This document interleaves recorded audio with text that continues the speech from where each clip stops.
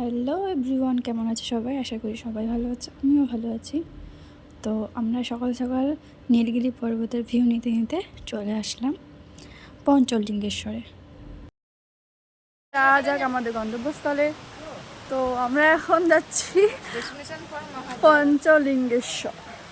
যাক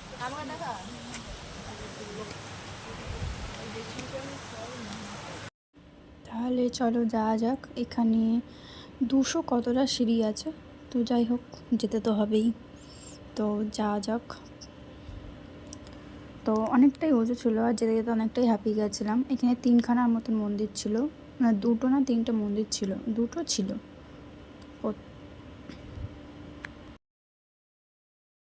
এই সামনে যেটা দেখতে পাচ্ছেন ওটাও একটা মন্দির। কোনো বলতে পারবো না এটা কি মন্দির, ঠিক মনে নেই। যাই হোক,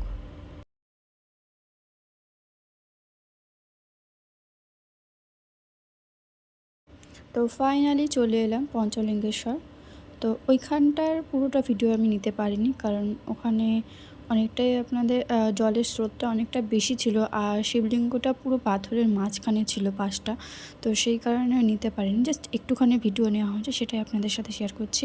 তো দেখতে থাকুন। তো এই ওই দূরে হচ্ছে 5টা শিবলিঙ্গ রয়েছে। তো ওইদিকে বেশি ভিডিও নিতে পারিনি, কারণ ওখানে জলের স্রোতটা অনেকটা বেশি। সেই কারণে ওখানে মানে আমরাও যেতে পারিনি, মানে ভেতরে ঢুকতে পারিনি, অনেকটা জল আছে সেই কারণের জন্য। তো এখানেই শেষ, বাই।